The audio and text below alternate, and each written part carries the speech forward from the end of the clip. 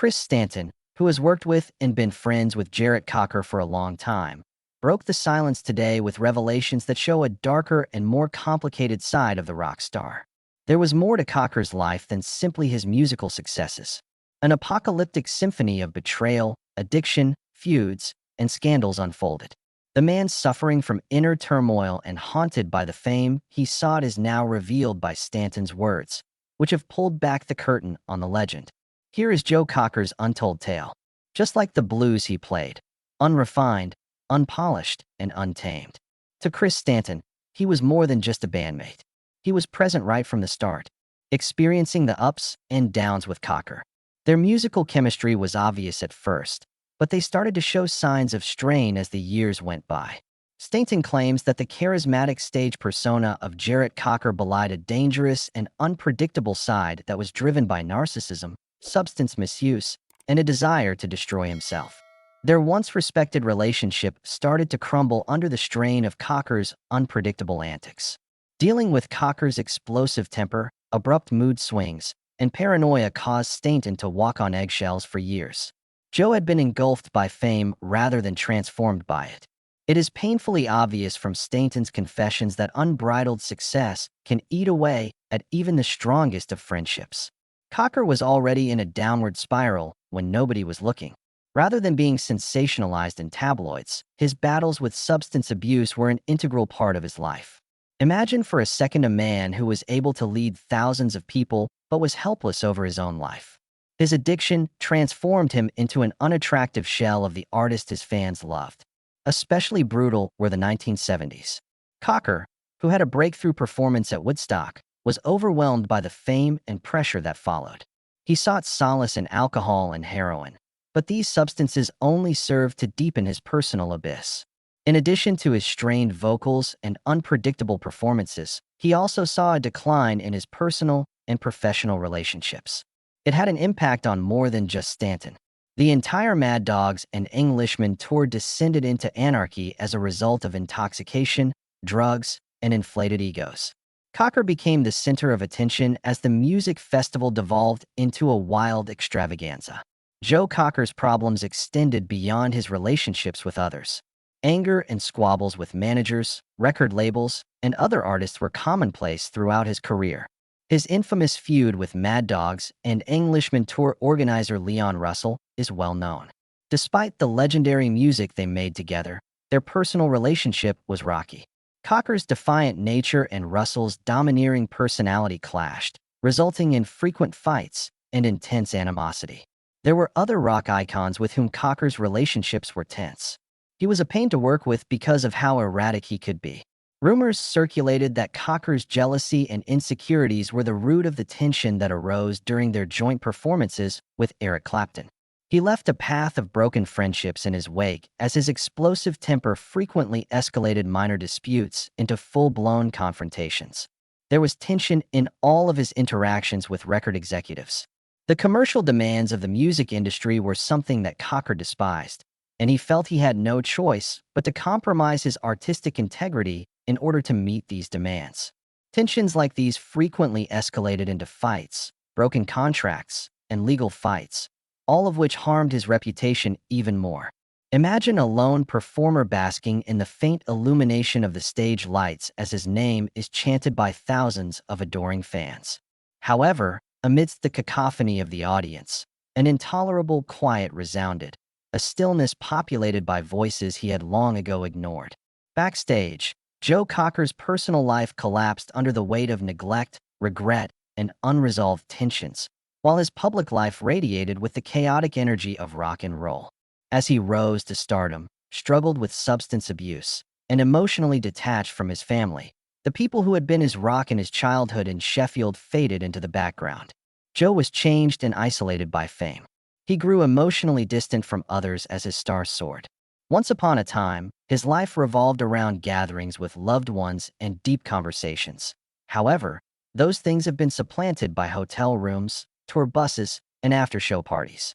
Imagine this: the once naive young man, now engulfed in alcohol, surrounded by complete strangers who applauded his success but didn't know him. As his addiction progressed, the distance between him and his loved ones, who had accepted him before anyone else, widened. His intransigence went beyond the typical rock star antics. He was showing signs of being unable to deal with being vulnerable.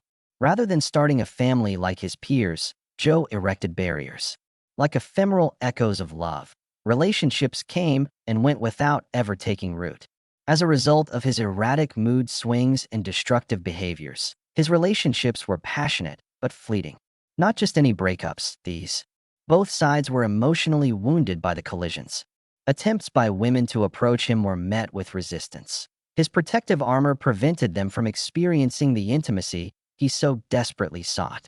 It was more than just his romantic life that took a hit, though. Long periods of quiet were interspersed with the infrequent, tense get-togethers that marked his deteriorating relationship with his siblings. Without being able to reach their brother, they stood by helplessly as Joe spiraled, hidden away in the midst of addiction and fame. The already festering wounds were exacerbated by family disputes over money. Betrayal accusations, financial support, and inheritance rights all sparked heated debates. While Joe's fame undoubtedly increased his wealth, it also made him wary and even paranoid that even his closest associates were more concerned with protecting his wealth than ensuring his safety. In private, there was a profound lack of attention to emotional needs. Even a phone call is a struggle for his once-loved parents. Vacations went by with no one dropping by. No one paid attention to important events, and no one responded to letters written from the heart. His emotional as well as physical absence was palpable. For the people closest to him, he was now nothing more than a specter, appearing only in passing in the media and on occasion on television. A silent tragedy existed, though, underneath all the mayhem and fighting. No, Joe had feelings. He felt paralyzed, consumed by remorse, because he knew that the relationships that were most important to him had been sacrificed for the success he had yearned for. On those rare occasions when he could see clearly, like when the lights went out on stage and the bottle ran dry, he felt it. Anguish felt by a man who possessed all material possessions but lost sight of what was truly important in life. After enduring the ups and downs of his emotions for so long, his family finally distanced themselves. From a distance, they loved him, but they couldn't stop the slow-motion car crash that was his life. Noticing until it was too late, Joe was engulfed in the suffocating grip of his own fame. As the show came to a close, the applause subsided and the audience dispersed. However, the lingering effects of those strained relationships continued, creating a silent melody of unfulfilled potential. Sadly, Cocker's destructive habits extended beyond his private life. His performances were affected by them. His unpredictable and chaotic stage presence, which was once lauded for its raw and passionate nature, became even more so. He occasionally lost his footing on stage, mangled his words, or had to be helped off the stage due to exhaustion or drunkenness. His arrest for assault and possession of marijuana following a bar brawl is one of his most notorious incidents, which happened while he was touring Australia. Although the charges were later dropped, the irreparable damage to Cocker's reputation was done by the media frenzy that followed, which portrayed him as a careless, unruly rock star. Because he was just as prone to postponing performances as he was to actually performing them, promoters were hesitant to book him, which hurt his career. His star started to fade as his personal demons became more apparent to his once idle fans. Cocker became more and more reclusive as the years passed. Because of his addiction, ego, and betrayal, the friendships that he had once depended on had crumbled. Stainton was one of the few constants in his life, but even their relationship was on the brink of collapse. His later years were characterized by introspection and, so the story goes, profound remorse.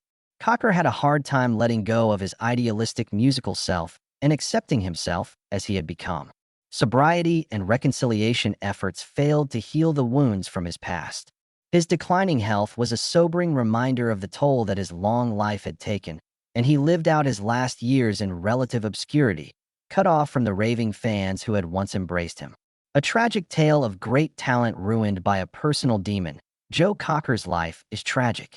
His voice, which was once a representation of unfiltered emotion, now reverberates with the anguish of a life characterized by strife, substance abuse, and broken relationships. As a reminder that everyone, including the Levins, is fallible and vulnerable, Chris Stainton's revelations have made fans face the shadowy side of a man they believed they knew. And yet, Cocker's music lives on, untarnished by the controversies, the rivalries, and the suicide attempts. It's proof that his legacy is complicated. The tragic tale of this man whose talent could inspire awe-inspiring works of art, as well as devastating acts of self-destruction, is not without the eerie beauty that frequently accompanies genius.